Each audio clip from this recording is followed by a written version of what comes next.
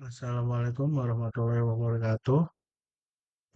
Di sini saya akan menjelaskan mengenai eh, materi fisika yang telah saya dapat dari pertemuan pertama, yaitu pertemuan pertama kita mulai dari muatan listrik, hukum Coulomb, dan medan listrik oleh sistem partikel.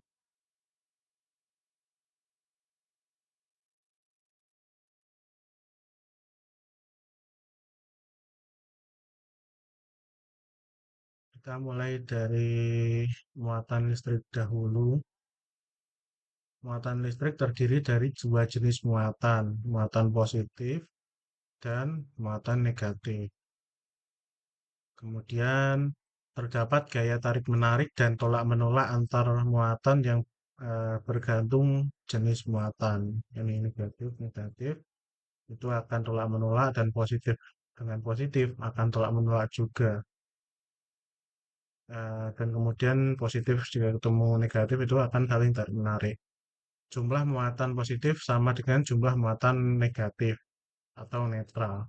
Secara alami, banyak benda memiliki muatan yang netral. Kemudian, penyebab suatu benda memiliki muatan adalah adanya ketidakseimbangan jumlah partikel bermuatan positif dan negatif pada benda tersebut. Jadi, jika benda eh, memiliki muatan dan tidak seimbang, itu karena jumlah partikel mereka yang tidak seimbang. Tuh, elektron sebagai partikel bermuatan negatif terkecil merupakan penyebab utama adanya muatan. Satuan muatan itu bisa disebut dengan kolom atau C. Dengan simbol untuk muatan adalah Q. Hubungan antara arus listrik dengan muatan listrik adalah I sama dengan dQ per dt. 1C sama dengan 1A, 1S. Kemudian muatan listrik. Jumlah muatan listrik adalah terkuantitasi dengan besarnya muatan terkecil dan besarnya muatan elektron.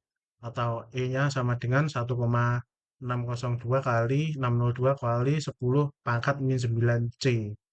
E disebut dengan elementar atau elementary charge. Semua benda bermuatan akan memiliki muatan yang merupakan kelipatan dari muatan elementer. Q sama dengan Ne sama dengan 0, kurang lebih 1, 2, 3. Kemudian masuk ke hukum kolom. Hukum kolom ada gaya listrik statis. Statis terdapat gaya listrik repulsif atau atraktif antar dua partikel muatan. Besarnya gaya listrik statis dapat dihitung dengan menggunakan hukum kolom. Yang rumusnya F sama dengan K Q1 K Q1 Q2 per R kuadrat sama dengan F21. F12 itu gaya listrik statis yang diterima partikel satu akibat partikel 2. K itu konstanta kolom. Q1 Q2 itu muatan partikel satu dan partikel 2.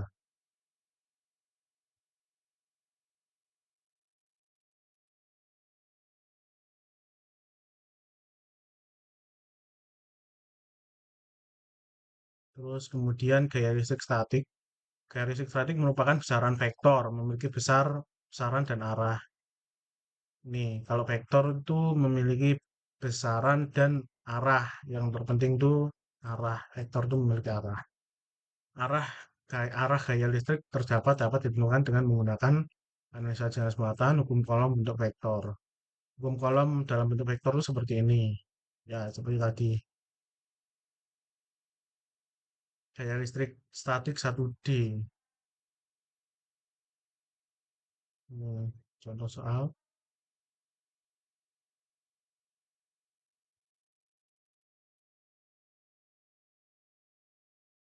Terus kemudian contoh soal 2D. Rumusnya sama seperti tadi. Kemudian gaya listrik statis untuk sistem banyak partikel 2D. Ini contoh hitungnya total gaya listrik statis yang dialami partikel satu dari sistem partikel berikut ini. Q1 sama dengan C, Q2 sama dengan 10 C, Q3 15 C, terus R1 sama dengan I min J, R2 sama dengan min 2 I plus 3J, R3 sama dengan 5I plus 2J. Ini masih contoh. Kemudian kita ke medan listrik. Medan listrik.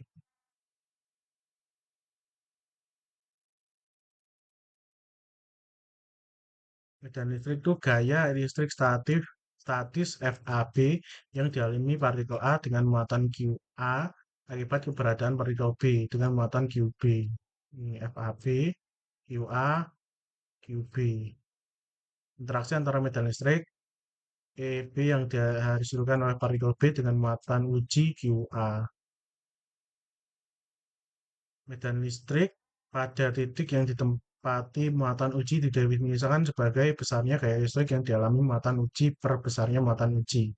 Misal suatu muatan uji QA berada pada posisi RA mengalami gaya listrik statis FA akibat medan listrik E, maka besarnya medan listrik pada posisi tersebut adalah ditulis sebagai ini. Medan listrik tidak akan tergantung oleh besarnya muatan uji. Secara ideal dinyatakan seperti E RA sama dengan limit FA per QA limit 0 FA QA. Satuan dari medan listrik adalah N per C. Medan listrik dapat dihasilkan oleh muatan yang diam atau muatan tersebut statis.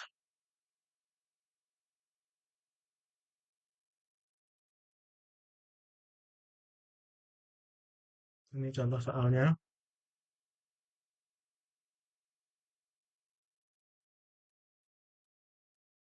Dan itu untuk pertemuan pertama. Kemudian lanjut ke pertemuan kedua. Oke, kemudian ke pertemuan kedua kita akan membahas medan listrik oleh muatan kontinu, peluk listrik, hukum Gauss. Medan listrik. Kita awali dengan medan listrik.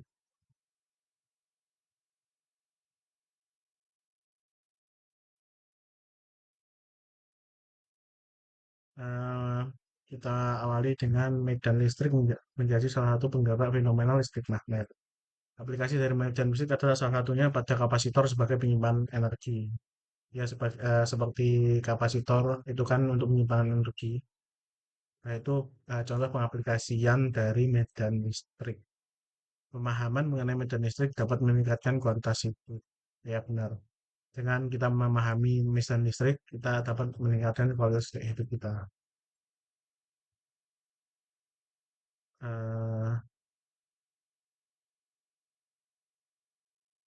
kita mulai dari medan listrik oleh benda kontinu bermuatan.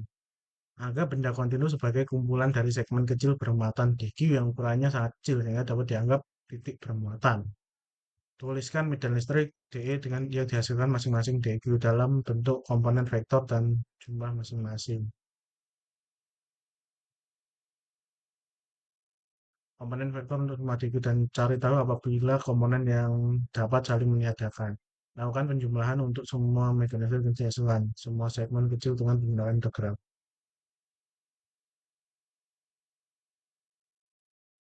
Ini tadi jawabannya dengan asumsi distribusi muatannya uniform, muatan untuk benda kontinu umumnya dituliskan dalam rapat muatan. Untuk benda 1B, rapat muat panjangnya itu seperti ini. Untuk 2D seperti ini. Dan untuk 3D kan terdapat volume. Untuk yang 3D enggak seperti ini rumusnya. Rapat muatnya. Contoh besarnya muatan oleh masing-masing segmen kecil pada benda sembarang bermuatan di ruang 3D. dQ sama dengan P dV, dengan dV adalah volume segmen bermuatan.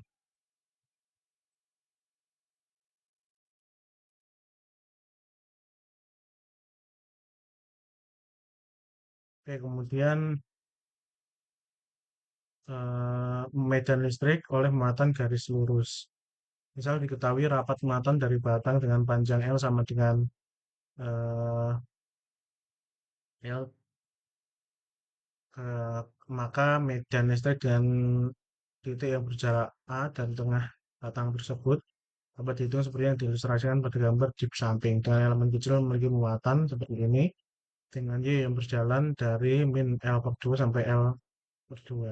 L per 2 sampai min L per 2 ini. Berjalan sampai sini. Kita menghitungnya seperti ini. Setiap elemen DQ menghasilkan medan DEP yang saling menghilangkan komponen-komponen di besar komponen X medan listrik yang dihasilkan oleh DQ dengan rumus seperti ini. DEPX sama dengan DEP cos sama dengan KdQ per R kuadrat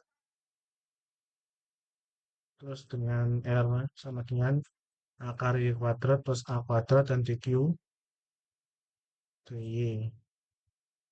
Kemudian diselesaikan EPX sama dengan integral L per 2 Y sama dengan min L per 2 DEPX sama dengan K ya seperti ini cos 0 dengan hubungan Y sama dengan A tan 0 dy A 2 D0 maka ini seperti ini.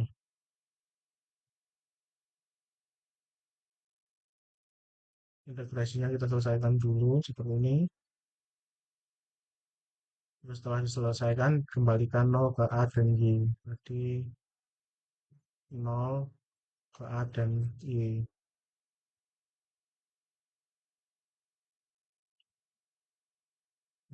Untuk kawat dengan panjang tak hingga seperti ini.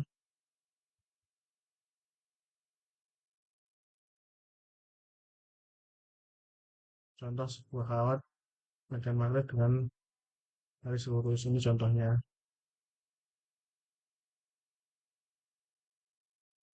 Ini untuk yang melingkar lebih lurus, ini melingkar seperti ini.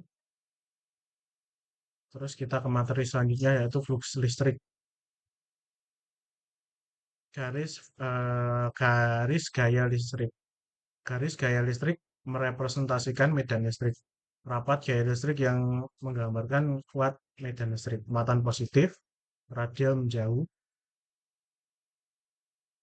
Terus jika muatan negatif, radial mendekat. Ini menjauh jika positif menjauh, jika negatif dia akan mendekat. Flux listrik didefinisikan sebagai banyaknya garis gaya listrik yang menembus suatu permukaan. Untuk permukaan tegak lurus dengan arah medan, maka flux listrik dapat segmen kecil dari permukaan dihitung sebagai asumsi medan seragam. Seperti ini. Asumsi medan seragam total flux yang menembus medan tersebut seperti ini. Kemudian flux listrik. Flux listrik didefinisikan sebagai banyaknya garis gaya listrik yang menembus suatu permukaan ini. Jadi ada suatu permukaan, flux listrik itu mendefinisikan sebagai ini gaya yang menembus suatu permukaan. Ini permukaannya dan ini fluxnya. Dia akan menembus untuk permukaan tegak lurus dengan arah medan maka flux listrik untuk segmen kecil dari permukaan dihitung sebagai asumsi medan seragam. Ini seperti ini jika medan seragam. Ini,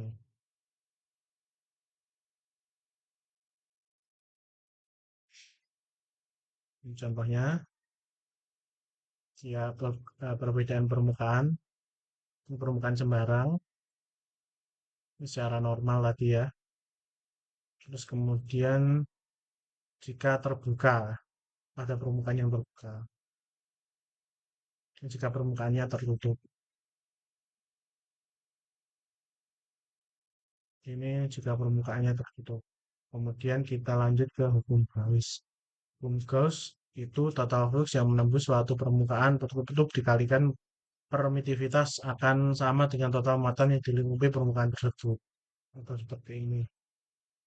Hukum Gauss kita diberikan kebebasan untuk memilih permukaan tertutup. Untuk mempermudah perhitungan, maka pertimbangkan ini gunakan permukaan yang mengakibatkan besarnya medan listrik atau seragam pada permukaan tersebut. Tentukan muatan yang akan dilingkupi oleh permukaan tertutup tersebut. Tentukan arah medan terhadap arah normal permukaan.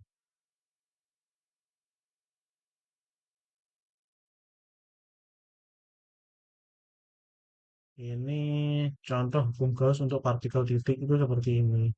Ini partikel titik, ini sama. Terus ini muatan garis. Ini contohnya berbentuk silinder. Ini sama. Ini seperti itu. Dan ini angkasanya. Kemudian kita akan beralih ke materi selanjutnya.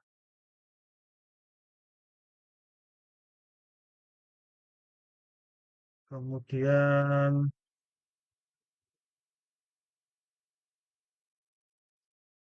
kita ke pertemuan ketiga itu tentang hukum Gauss lagi. Tadi seperti yang dijelaskan tadi. Ini lanjutan. Ini untuk tadi kan pengaplikasiannya sudah untuk tadi yang tidak tak terhingga atau bentuk umum seperti datar umum. Ini plat lukis tak terhingga. Contoh untuk plat lukis bermuatan, pilih permukaan gas berupa balok. Ini kan balok. Total muatan yang dilengkapi, medan listrik hanya menembus dua titik balok sehingga total flux menjadi seperti ini. Dengan menggunakan pun Gauss akan menjadi seperti ini.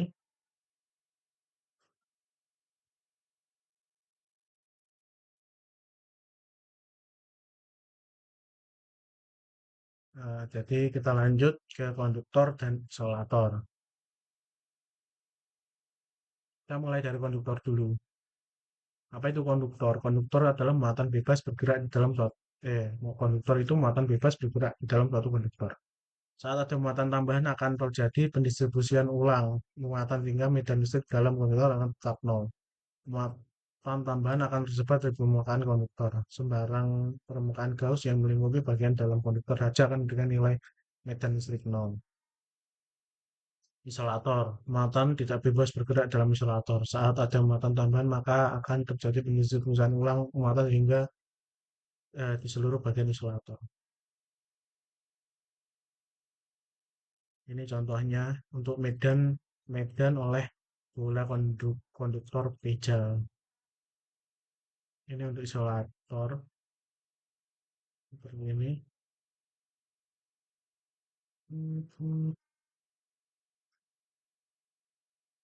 Ini silinder.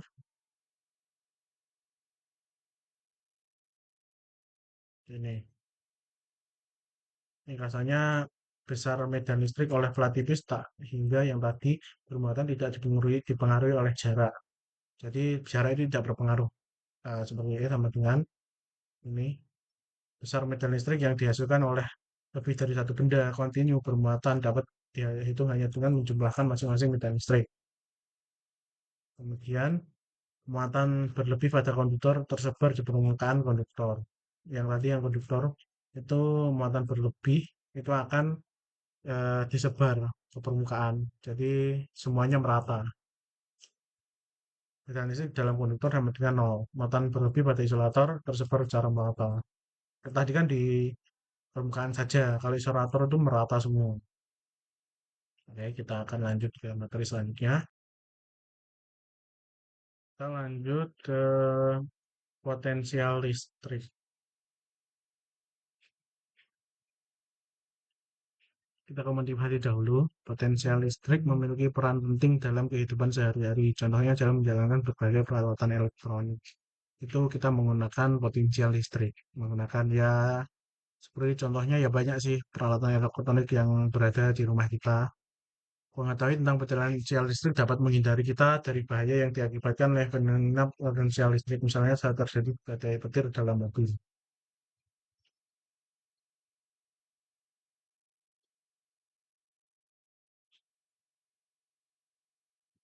Energi potensial listrik. Disclaimer dulu, energi potensial listrik dan potensial listrik merupakan dua makhluk yang berbeda.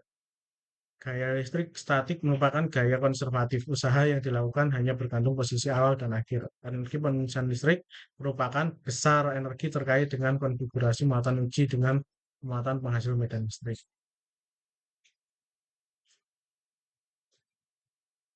Ini contohnya. Contohnya energi pengeluaran listrik dengan konfigurasi muatan uji Q0 yang terletak pada R0 sebagai akibat dari oleh medan listrik E yang dihasilkan oleh muatan Q. Butuh titik referensi pada titik tak hingga, maka ada pengaruh medan energi potensial listrik sama dengan nol. Ini gambarnya. Potensial listrik. Perubahan potensial saat memindahkan partikel bermuatan Q dari posisi I ke F dalam berpengaruh dalam pengaruh medan listrik. Seperti ini, tapi sama dengan VF, UI, bukan energi thermal, sistem terkait seperti ini. Ini kalau sistem terkait usaha yang dikerjakan oleh medan listrik dalam sistem terkait ini usaha perubahan, ya, perubahan potensial saat memindahkan energi.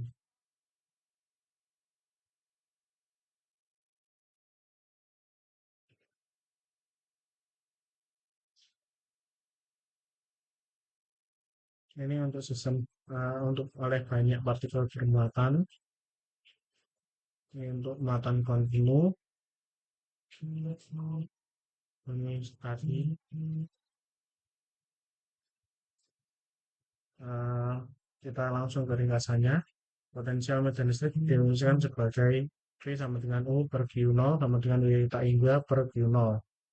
Min, berarti min. Gaya listrik statik adalah gaya konservatif.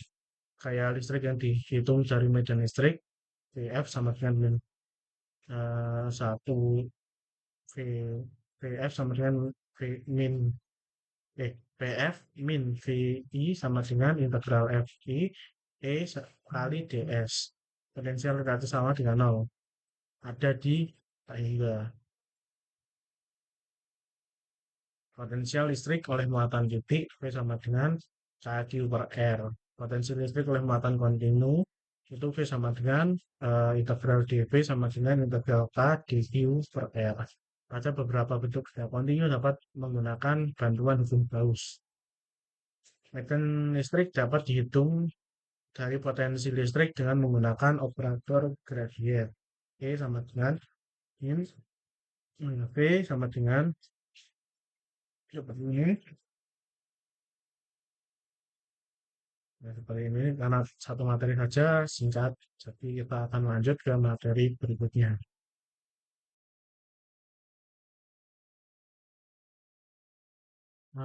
Kemudian kita lanjut ke kapasitor, motivasi dan review. Kita dahului seperti biasa dimodifikasi. Kapasitor merupakan salah satu komponen elektrik terpenting.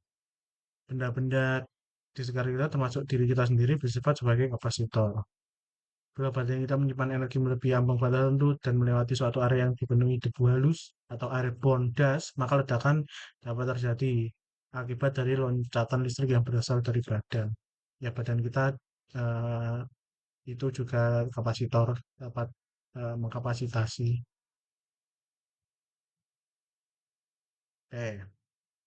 Pendahuluan kapasitor. Kapasitor merupakan suatu alat yang dapat menyimpan energi listrik dalam bentuk tumpukan muatan yang menghasilkan medan listrik. Kapasitor dapat mengisi dan melepaskan energi listrik dalam waktu yang sangat singkat selama komponen pendukungnya menunjang. Jadi jika eh, menggunakan kapasitor itu ada tipe-tipenya.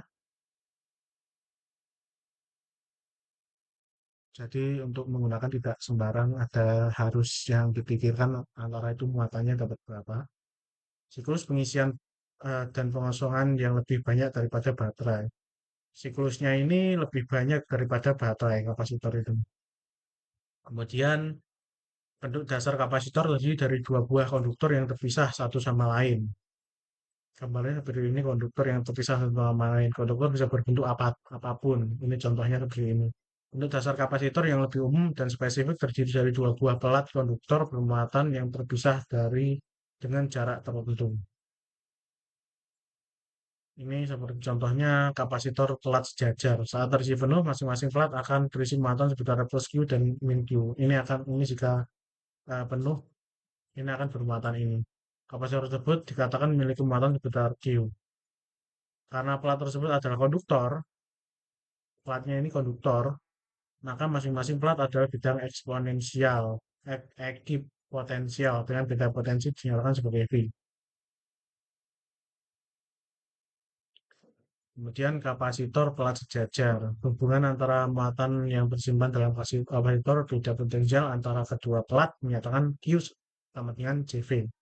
Konstanta C disebut dengan kapasitansi. Nilai C tidak hanya bergantung terhadap geometri dari pelat kapasitor, tidak tergantung terhadap muatan kapasitor ataupun beda potensial antar pelat. Kapasitansi dapat dilihat sebagai jumlah muatan yang harus diisikan ke dalam pelat kapasitor agar tidak menghasilkan beda potensial tertentu. Kapasitor pelat sejajar. Semakin besar kapasitansi, semakin banyak muatan yang dibutuhkan untuk menghasilkan beda potensial. Semakin besar kapasitas penyimpanan. Satuan untuk kapasitansi adalah farad atau F. Satu farad sama dengan satu kolom per volt. Ini untuk mikrofarad. Satuan kapasitansi pada komponen listrik pada skala mikrofarad. Dan ini NF itu nanofarad sebagai picofarad. Dan sampai picofarad. Mikro, nano, lalu pico. Mengecil, mengecil, mengecil. Pengisian kapasitor. Ini konsepnya, pengisian kapasitor dilakukan dengan memberikan muatan ke dalam resistor. Paling mudah menghubungkan kapasitor dengan sumber tegangan, contoh baterai. Pada saat kosong, tidak ada muatan berlebih pada kedua plat kapasitor. Saat saklar es tertutup, ini mana saklar es ini tertutup, beda potensial baterai mendorong elektron untuk mengalir dari kutub negatif baterai ke plat L dari kapasitor ke plat L. Kapasitor akibat dari adanya elektron berlebih pada plat L akan mengalirkan elektron dengan jumlah yang sama untuk terlepas dari plat H dan mengalir ke kutub positif baterai. Plat L dan H memiliki banyak muatan berlebih yang sama dengan arah yang berbeda.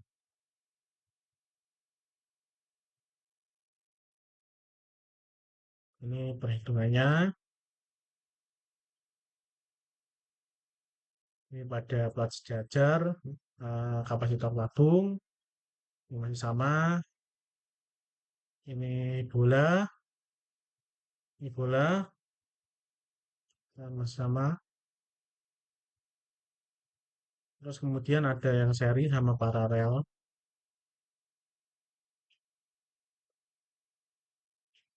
Kemudian kita lanjut ke energi yang tersimpan pada kapasitor. Kerja yang dapat dibutuhkan untuk mengisi muatan ke dalam kapasitor semakin besar seiring dengan bertambahnya muatan pada kapasitor. Muatan dimasukkan, timbul medan pada kapasitor. Muatan selanjutnya membutuhkan kerja yang lebih besar. Semakin banyak muatan, maka maka medan semakin besar, semakin sulit untuk menambahkan muatan.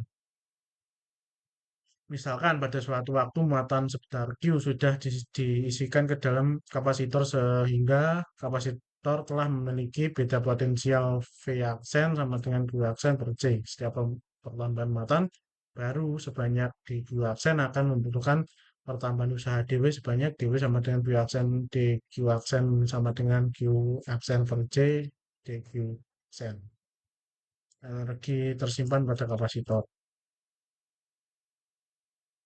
Ini seperti tadi, total usaha dibutuhkan untuk mengisi kapasitor dari kondisi kosong sampai permuatan Q. Seperti ini, usaha tersebut akan disimpan dalam bentuk energi potensial. Kapasitor dengan dielektrik. Kapasitansi setiap kapasitor dapat dituliskan dalam bentuk C sama dengan ini seperti ini. Ini ringkasannya. Kapasitor adalah benda yang terdiri dari dua buah konduktor seperti tadi, seperti pelat tadi. Yang terpisah dapat digunakan untuk menyimpan energi listrik. Energi listrik tersimpan sebagai muatan pada masing-masing konduktor yang dialirkan pada medan listrik dalam kapasitor. Hubungan antara muatan beda potensial dan kapasitansi sama dengan C sama dengan Q per V. Kapasitansi hanya bergantung pada geometri dan konduktor. Ini seperti ini. Kemudian kita akan lanjut ke materi berikutnya. Kemudian kita lanjut ke arus listrik, hambatan, dan rangkaian listrik sederhana. Motivasinya, konsep arus listrik merupakan dasar dari berbagai konsep listrik yang digunakan pada bermacam-macam rangkaian listrik. Pendahuluan sebelum masuk ke konsep elektrodinamika. Hambatan merupakan salah satu fenomena yang banyak dimanfaatkan pada rangkaian potensial listrik dan konduktor review. Ini yang tadi review. Muatan dapat bergerak bebas secara acak pada konduktor dengan kecepatan tinggi, kurang dari 10 pangkat 6 m per s. Bila diberikan bidang fiktif, elektron bergerak menembus bidang pada kedua sisi juta atau jutaan miliar atau sisi jutaan atau miliar kali. Net transfer muatan secara keseluruhan tetap nol karena untuk setiap muatan menembus bidang dari satu sisi akan selalu terdapat muatan lainnya menembus bidang dari sisi lain sebaliknya. Arus listrik pada konduktor saat diberi beda potensial terdapat kecenderungan muatan untuk bergerak pada satu arah walaupun masih memiliki komponen gerak acak. Diberikan beda potensial terdapat medan listrik, muatan mengalami gaya listrik statik, itu kecenderungan bergerak pada suatu arah tertentu. Adanya aliran muatan atau elektron pada suatu arah tertentu itu timbulnya arus listrik. Arus listrik pada konduktor membutuhkan waktu sangat cepat sampai kondisi steady state tercapai. Elektron mengalir dengan kecepatan konstan. Arah aliran listrik melambangkan arah dari pergerakan muatan positif berlawanan dengan arah pergerakan elektron. Sebenarnya tidak ada muatan positif, yang ada adalah area yang kehilangan elektron. Listrik pada konduktor pada kondisi steady state bila muatan sebanyak Q menembus bidang fiktif, contoh bidang AAXN pada gambar samping ini selama selang waktu dt, maka arus I didefinisikan sebagai I sama dengan dQ per dt. Satuan untuk arus arus adalah ampere. 1A sama dengan 1 coulomb per sekon.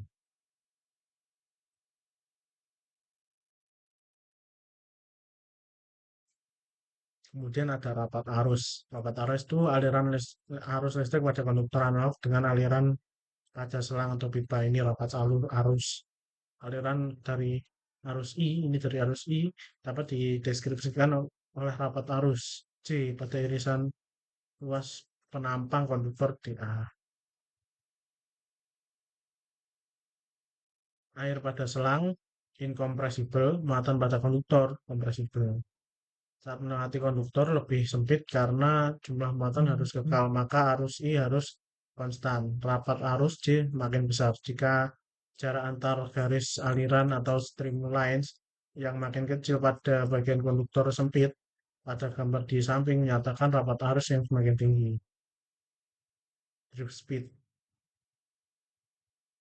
Saat tidak dilalui arus, elektron pada konduktor bergerak secara bebas secara acak dengan net motion sama dengan nol. Saat diberi beda potensial, elektron memiliki kecenderungan bergerak maju satu arah berlawanan arah dengan medan listrik dari beda potensial walaupun masih bergerak acak. Net motion tidak sama dengan nol. Arah dari kecenderungan pergerakan elektron, drift speed V sama dengan D, VD jauh lebih kecil dari V gerak acak. Min sama dengan min 10 min 5 min pangkat 5 M per S.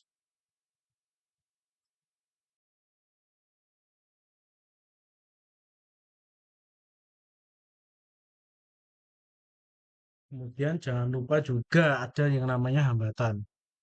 Bila dua benda yang bentuknya sama namun terbuat dari material berbeda diberikan beda potensial yang sama, maka sifat hantaran arus konduktivitas yang didapatkan akan berbeda. Karakteristik hantaran benda yang dapat ditentukan oleh nilai hambatan resistansi R dari benda tersebut, itu R sama dengan V per I. Satuan dari hambatan adalah ohm. 1 ohm sama dengan 1 V per A. Pada rangkaian listrik, benda yang memiliki hambatan biasa disebut resistor dan dilambangkan oleh, ya ini seperti ini satu gambar. Ini resistor. Dari hubungan nilai hambatan dengan beda potensial dan beda arus, kita bisa menuliskan I sama dengan PR. Yang bermakna untuk beda potensial yang sama, semakin besar hambatan akan mengakibatkan semakin kecil arus yang mengalir. Semakin besar hambatan itu, arus yang mengalir juga akan semakin kecil. Karena jika yang menghambat itu semakin besar, maka arus yang mengalir itu juga akan semakin kecil karena terhambat.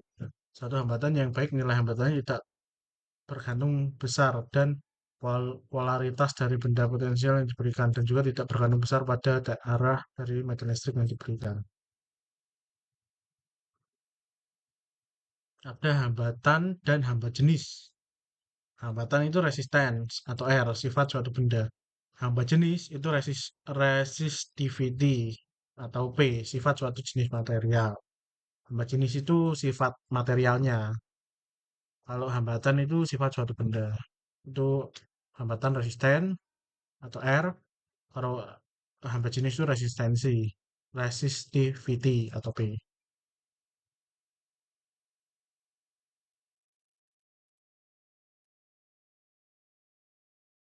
Kemudian ada loop, sumber tegangan berfungsi untuk selalu memberikan suplai muatan elektron pada dengan memompa elektron yang berkumpul pada sisi tegang tinggi kutub positif dan sisi tegang rendah kutub negatif. Bekerja dengan memberikan gaya elektromotif pada elektron yang melewatkan sumber tegangan, mampu mempertahankan beda potensial pada kedua kutubnya. Disebut EMF.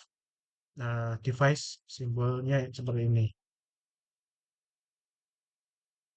Yang analisa dengan loop. Ini tadi eh, resistor.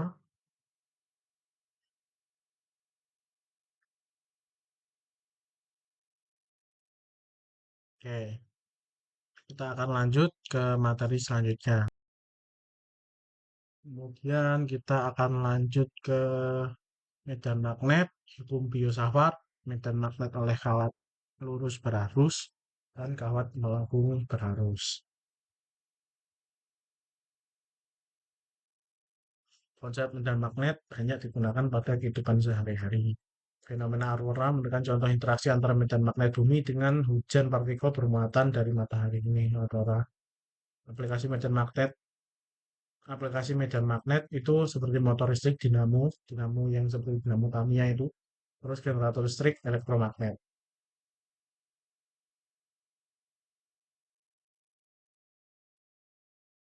Fenomena kemagnetan berkaitan erat dengan fenomena kelistrikan. Keduanya memiliki karakteristik yang mirip-mirip. Medan listrik dihasilkan oleh muatan listrik positif dan negatif. Apakah medan magnet dihasilkan oleh muatan magnet? Muatan magnet sama dengan kutub magnet. Kutub magnet itu adalah utara, selatan, atau N, North, dan South. Tidak ada magnet dengan kutub tunggal. Jadi magnet itu selalu dua kutub. Jika di belah tengah, maka akan terjadi tetap U dan S atau N dan S. Tidak mungkin semuanya U jika yang satu magnet, satu batang ini, misalnya ini U dan ini S, kita patahkan, itu akan tetap patahannya ini akan jadi U dan S, dan ini S dan U, ya ini U dan S. Jadi tidak mungkin tunggal U saja atau S saja itu tidak mungkin. Magnet itu selalu bipolar atau dipol, ya seperti tadi. Medan magnet dapat dihasilkan oleh magnet permanen, elektromagnet. Elektromagnet, kawat atau konduktor yang dialiri arus listrik akan menghasilkan medan magnet di sekitar kawat tersebut. Elektromagnet. Setiap elemen ds dari kawat yang dialiri arus I akan memberikan kontribusi medan magnet pada titik R sebesar dB. Ini merupakan hukum Biot-Savart seperti ini. Mu0 merupakan konstanta permeabilitas pada hukum vakum. Mu0 sama dengan 4pi kali 10 min 7T kali M per A.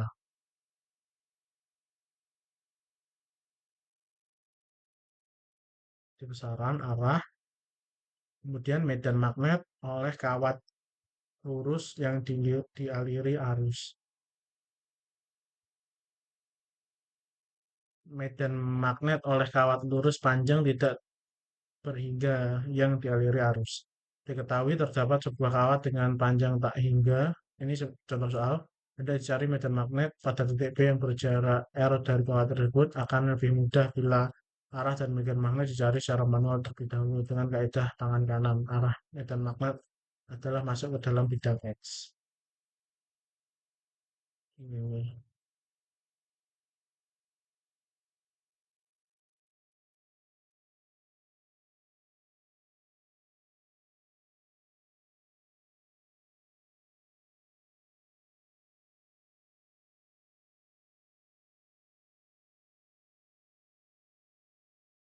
ini contoh-contohnya dan sudah ringkasan. Kemudian kita akan bahas soal selanjutnya. Kemudian lanjut ke hukum ampere.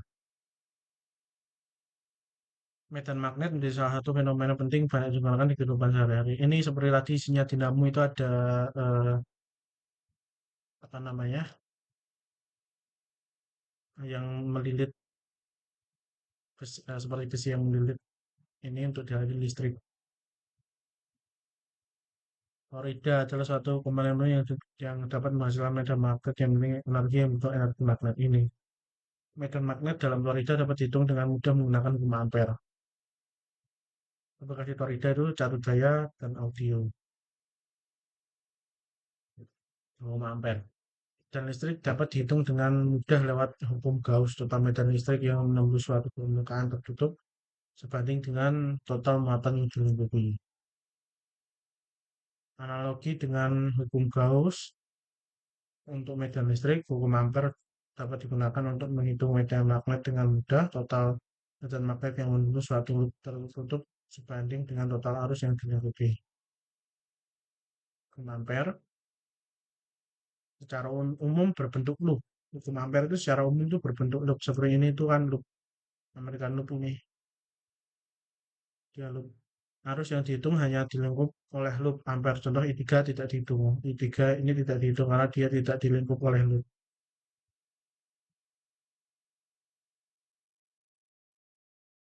Ini contoh kawat lurus panjang. Ini tetap loop ya. Ini kawat lurus panjang. Itu seperti loopnya kawat. Ini pada silinder bezel. Tetap ini bentuknya tetap loop. Ada silinder berongga.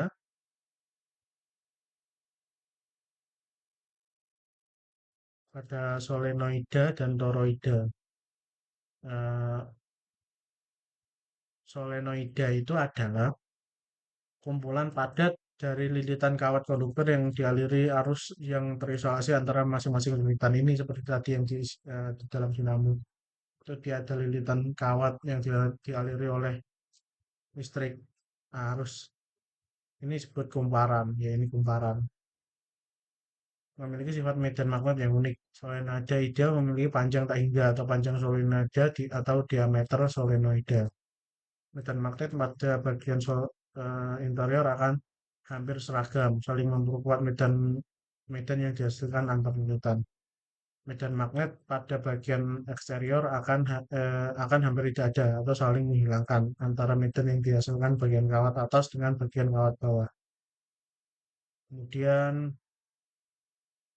pada solenoida ideal tidak ada medan magnet di luar solenoida dan medan di dalam solenoida tidak benar-benar seragam. Medan magnet di dalam solenoida dapat dihitung dengan menggunakan hukum ampere.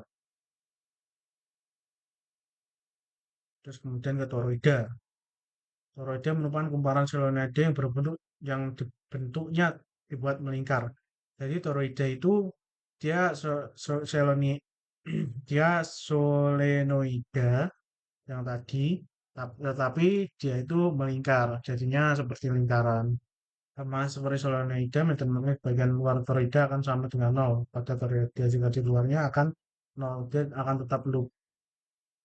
Namun di bagian dalam medan magnetnya tidak akan seragam. Medan magnet akan membentuk garis-garis konsentrik. Itu tadi penjelasannya. Kemudian kita lanjut ke hukum Faraday.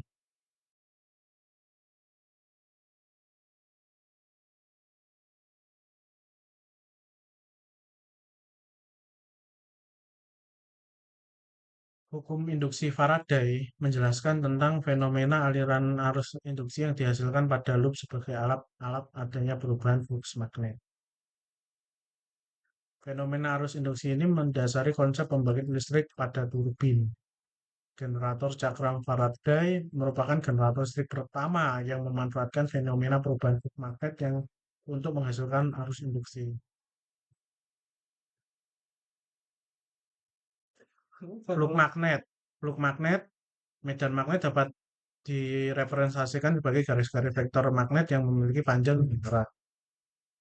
Flux magnet didefinisikan sebagai jumlah garis-garis medan magnet yang menembus suatu permukaan.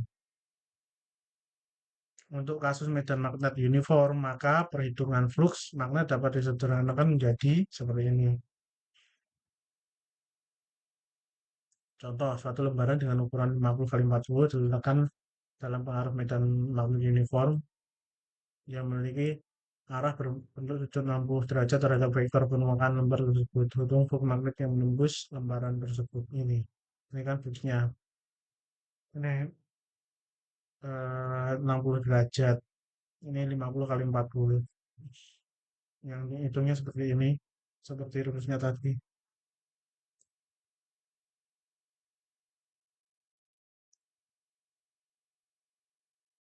Permasalahan yang lebih menantang, medan magnet B tidak uniform menggunakan konsep integralitas. Contoh, sebuah lembaran dengan ukuran 3 kali 2 diletakkan di samping Y sama dengan 2 seperti tampak pada gambar di samping. Lembaran tersebut berada dalam pengaruh medan magnet yang tidak uniform berupa fungsi dan posisi. Kemudian hukum induksi, percobaan induksi Faraday. Perubahan sederhana pertama yang dapat dilakukan untuk mengecek induksi Faraday adalah dengan menggerakkan sebuah magnet permanen di dekat sebuah loop kawat yang terhubung dengan ammeter. Ammeter membaca adanya arus yang mengalir saat magnet bergerak relatif terhadap loop dan pembacaan arus berhenti saat pergerakan magnet terhadap loop juga berhenti. Semakin cepat pergerakan magnet terhadap loop, maka semakin besar juga arus yang terbaca. Arah arus menjadi terbalik bila pergerakan magnet dibalik. Arus yang timbul di loop disebut arus induksi.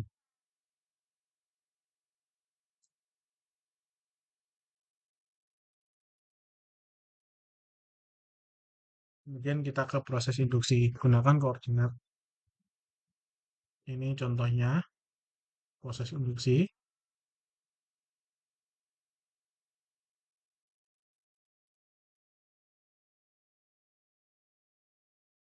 Pada lilitan. Terus kemudian ada hukum Lenz. Hukum Lenz menjelaskan tentang aturan yang menunjukkan arah arus terinduksi secara kuantitatif. Arah dari arus terinduksi pada konduktor adalah sedemikian rupa sehingga medan magnet dihasilkan arus induksi tersebut dapat menyaingi atau melawan perubahan flux yang menghasilkan arus terinduksi tersebut. Contoh, misal suatu magnet batang didekatkan dengan loop kawat dengan kutub utara dan magnet tersebut bergerak menuju loop.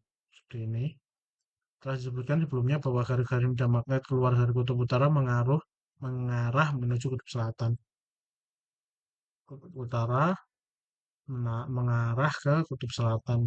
Ini mengarah ke kutub selatan. Apabila kutub utara bergerak menuju loop, maka garis-garis medan magnet yang menuju akan bertambah, flux magnet juga akan bertambah. Seperti itu. Kemudian kita lanjut ke pembahasan terakhir yaitu tentang rangkaian AC. Rangkaian RLC memiliki sifat yang berbeda saat bertemu dengan arus AC. Fenomena resonansi pada rangkaian RLC dimanfaatkan pada berbagai perangkat nirkabel. Contohnya transmisi data secara nirkabel dan sistem deteksi radar. Ini contohnya. Rangkaian RL. Misal terdapat suatu rangkaian terdiri dari sumber tegangan, saklar, hambatan, dan induktor disusun dalam suatu rangkaian seri seperti gambar di samping. Bila tidak terdapat induktor, bila saklar ditutup maka akan mengalir mengalir dengan sangat cepat sehingga akan berubah dari I nol sampai ke I dalam waktu singkat. Saat induktor diletakkan dalam rangkaian, maka saat saklar itu akan timbul perubahan flux pada induktor menyebabkan timbulnya arus listrik melawan arah lurus asal. Ini kemudian energi pada induktor. Induktor berfungsi untuk menyimpan energi. Kapasitor menyimpan energi dalam bentuk energi listrik, sedangkan induktor menyimpan energi dalam bentuk energi magnet. Besarnya energi yang dapat disimpan oleh induktor dalam bentuk energi magnet dapat dilihat dari persamaan yang merepresentasikan daya listrik dengan gejala induksi pada induktor.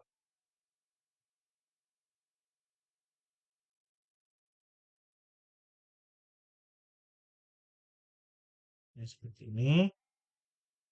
Fenomena osilasi pada rangkaian LC memiliki mirip seperti osilasi pada sistem balok dengan gas.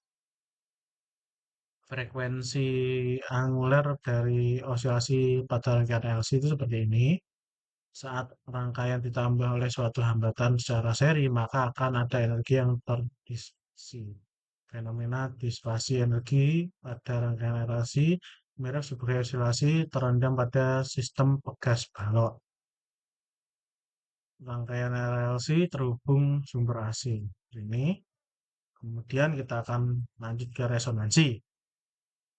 Beban kapasitif dan induktif dapat mengakibatkan perbedaan fase antara arus yang mengalir dengan tegangan dari sumber arus AC. Saat reaktansi induktif mendominasi, maka fase arus akan terlambat dibandingkan dengan fase tegangan. Saat reaktansi kapasitif mendominasi, maka fase arus akan lebih cepat dibandingkan dengan fase tegangan. Apabila reaktansi kapasitif sama dengan reaktansi induktif, maka rangkaian berada pada kondisi resonansi ini. Ini itu resonansi.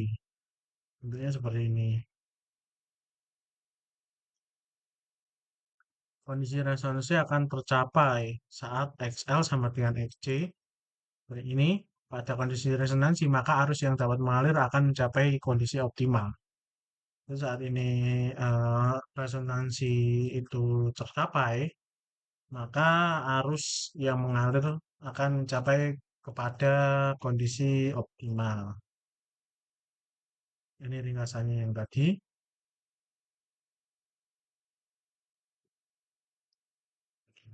Oke, sekian dari saya. Saya Raffi Aifa Rusdan. Jika ada salah kata mohon maaf. Wassalamualaikum warahmatullahi wabarakatuh.